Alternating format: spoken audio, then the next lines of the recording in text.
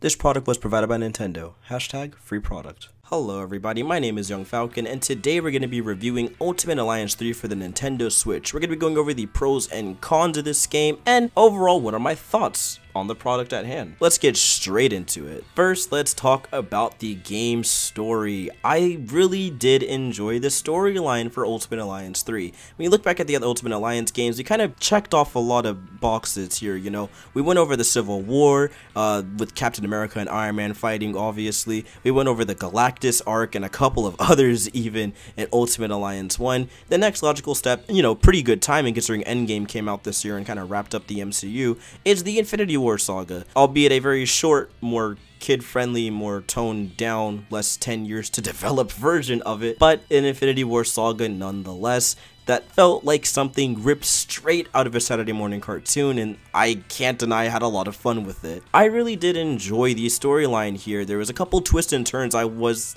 easily, you know, saw coming, but they were still welcome and nice, and I kind of liked what they were doing with the storyline, so they didn't really bother me too much. The ending was honestly okay. I didn't have any gripes with it. Saw some people complain about it, but I thought it was fine. Again, it was really corny and cheesy, and I was fine with that completely. The actual character interactions was what surprised me the most, as characters interact a lot in this game. I'm talking yelling out special attacks, talking to each other on the intercoms when you're, you know, fighting, depending on who you bring into your team. Sometimes they talk to each other, talk with each other in combat. Sometimes they're talking over the intercom, depending on who you bring into the game, which was a really cool touch.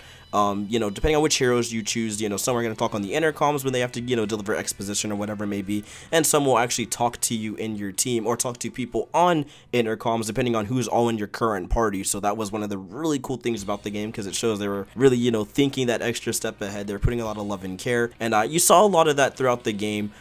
Overall, which we'll get more into the presentation, but in the storyline they really did put a lot of love and care into, you know, all the characters and everything that was presented. A lot of character interactions are there, especially when you go to these shield checkpoints and kind of talk with everyone, catch up with each other in the hub worlds, you know, level up your character, talk with the other members that are in your party, and just really have fun, you know, just chill out, listen to what they got to say, hear some funny jokes. It was really good. Overall, I thought the storyline was something that really, you know, made me miss those kind of Saturday morning cartoon days, you know, your Spider-Man's coming on TV, your X-Men Evolution or whatever it may be, and just kind of playing those storylines out and having a blast. It's not nearly as in-depth with all the choices you get to choose, like Marvel Ultimate Alliance 1 or 2, and, you know, directly affecting the story depending on which side you're on and all that stuff, but it was serviceable, and this game was obviously trying to be aimed more towards kids, and I'm completely fine with that, and I felt like in that respect it did everything it needed to do perfectly, and really captured that wonderful balance of this comic books, you know, stereotypes and those types of attitudes they have with, you know,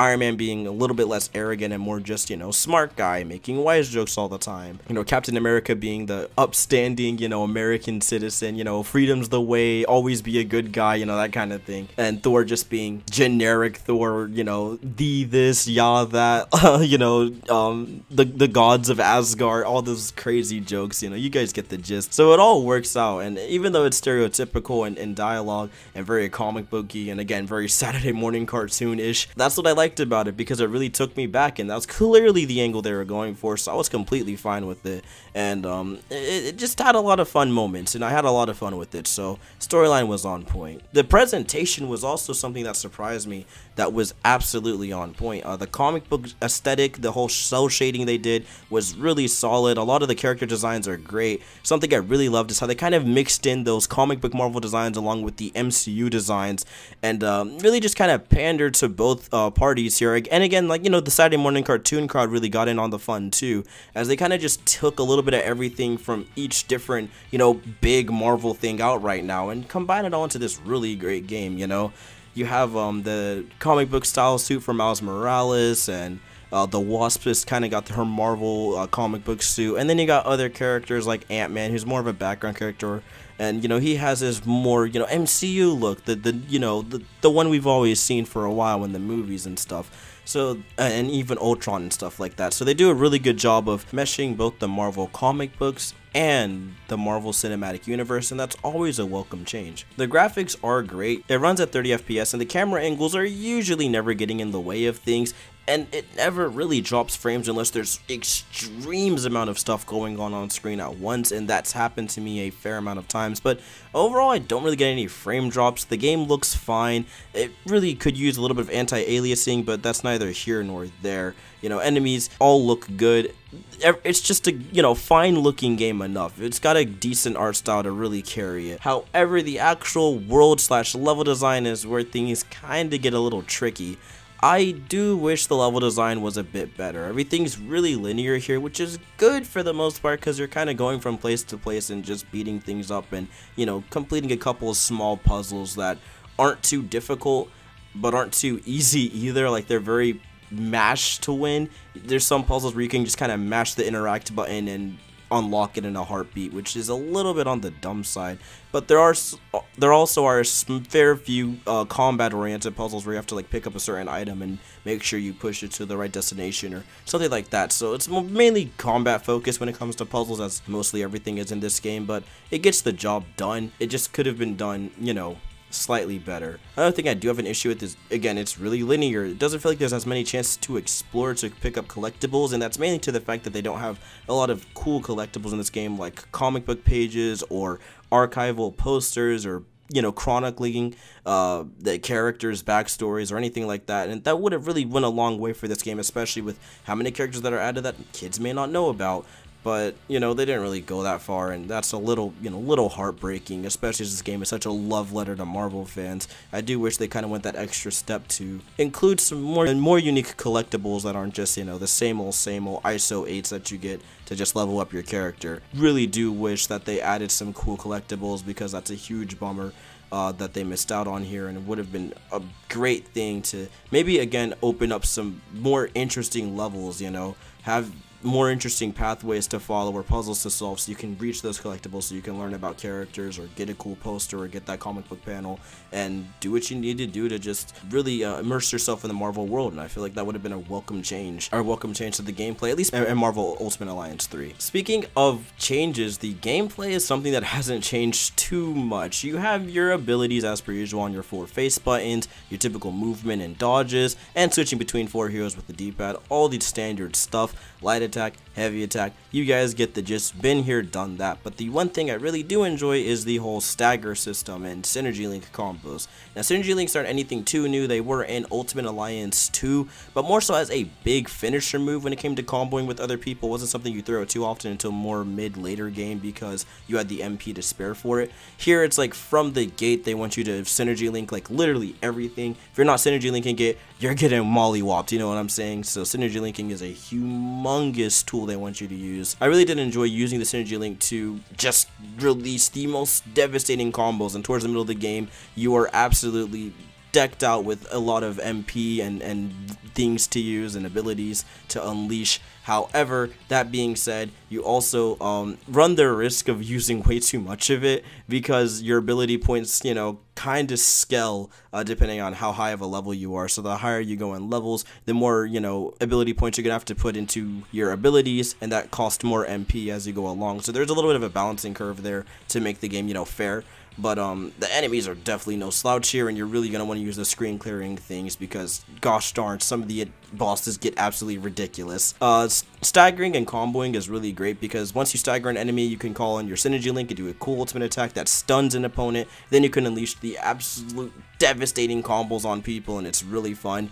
Another thing that's great is the ARC or ARX system, where you mash LR together and everyone does an ultimate finisher. And since a lot of combat arenas in this game are pretty tiny and, you know, compact, you get to do some crazy damage on bosses, and it's mainly again for boss areas isn't tiny and compact. For the most part, a lot of combat areas are pretty open-ended. There's a, you know, decent amount of hallways you can go through and items you can pick up and throw, so they still kind of kept in that arcade feel. Kind of sucks you can't just pick up enemies raw and throw them like in the other games, but it's whatever. Again, small changes, nothing too massive. You can still knock enemies off by using a launcher attack, which is really cool, and comboing up after that, which is also really fun. Each character plays really uniquely too. A lot of them have, you know, their have a ranged attack or a up close and personal move, whether it be their heavy attack, light attack, whatever it may be. The abilities are all pretty unique. You still get to mash them out, some of them. You still get to charge some of them up.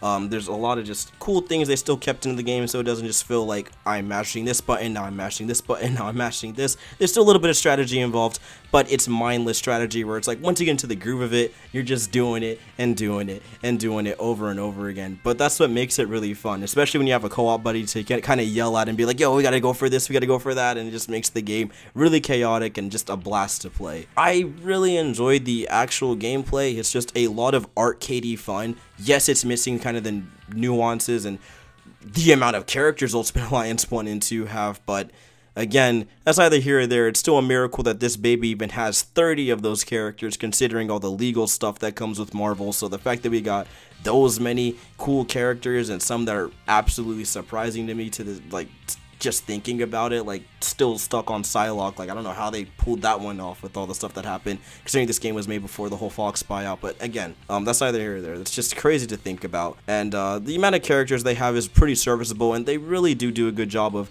again, balancing the whole MCU type of characters with, you know, your typical MCU characters, but also bringing in a lot of cool X-Men that we really love to play as and see, and of course the Spider-Men, spider people that make their way in the game. On top of that, there's still DLC to come, looking like the Fantastic Four might be one of the expansion packs and stuff, so we'll have to see what they do. I really hope we get some more story missions and not Infinity Trials, but you know, we'll get a little bit more into that soon. Overall, I thought the gameplay was solid. It just really worked. Everything clicked. Never had any lag, you know, mashing buttons out and stuff, so everything just worked out fine, and I really enjoyed the gameplay presented here. Just a blast, good mindless fun, and with it being by Koei Tecmo, I kind of expected nothing but the less, or same with Team Ninja behind the workforce too. You know, those guys know how to make some mindless fun button mashers, and this game was, you know, a little bit of strategy involved here and there, but it was a really dumb fun button masher, and the variety of characters, each with, you know, unique playstyles and combo opportunities depending on which heroes you team up with,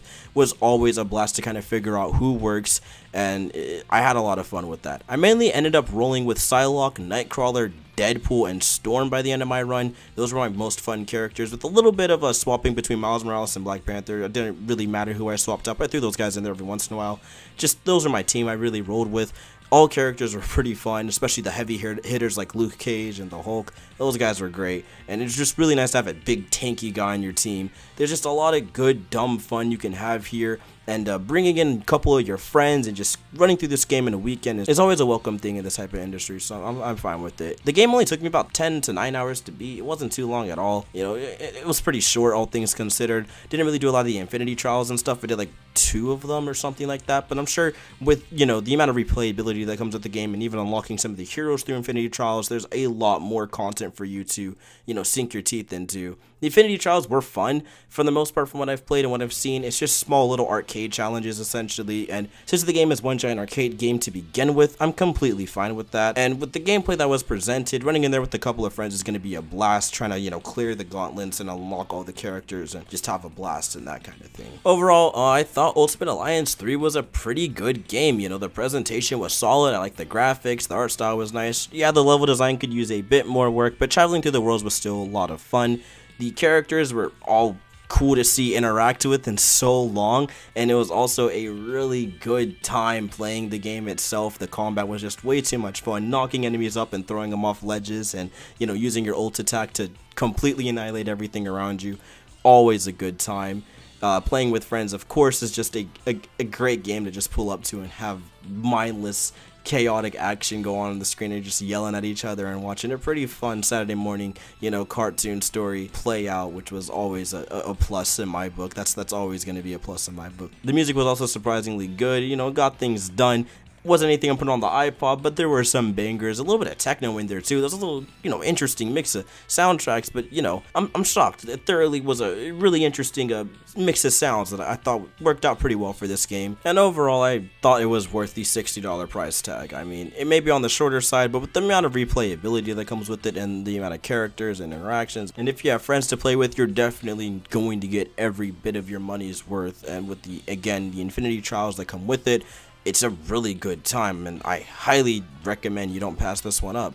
Maybe wait for it to go on sale if it ever goes on sale, because, you know, even though it's worth the 60, it is still at the end of the day relatively short. And if you're not a die-hard Marvel fan, or you know, someone that's like super into Marvel, or you're might even mainly only be into the MCU side of things, I don't think you'll get as much enjoyment out of things. It might be cool to see a couple characters you never knew, you know, could interact, but that's about the amount of, you know, hype you're gonna get. But overall, I thought the game was really solid. It was a pretty big shakeup from Ultimate Alliance 1 and 2, because it was more of an arcade experience. It was more, you know, arcadey, not as super long, stretched out dungeons like in Ultimate Alliance 1 and 2, and I thought that worked to its favor. You know, very narrow, you know, very linear hallways, kind of go here, do this, go here, do that, level ends, right? Versus something like Ultimate Alliance 1, which was sprawling like 10 to 15 hour just dungeons where you're going through room after room after room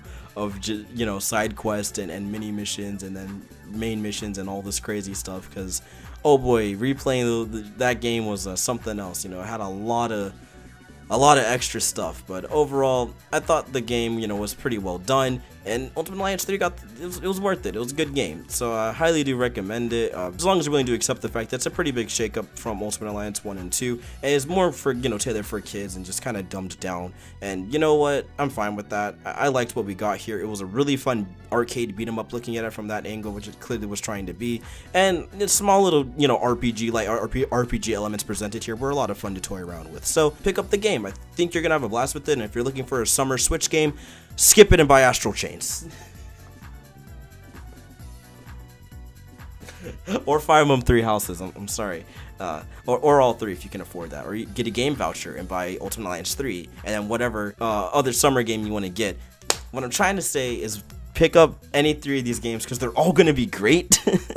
And Ultimate Alliance 3 was a pleasant surprise. I'm Young Falcon signing out. Hope you guys enjoyed this review. I'll see you guys next time. Have a good one.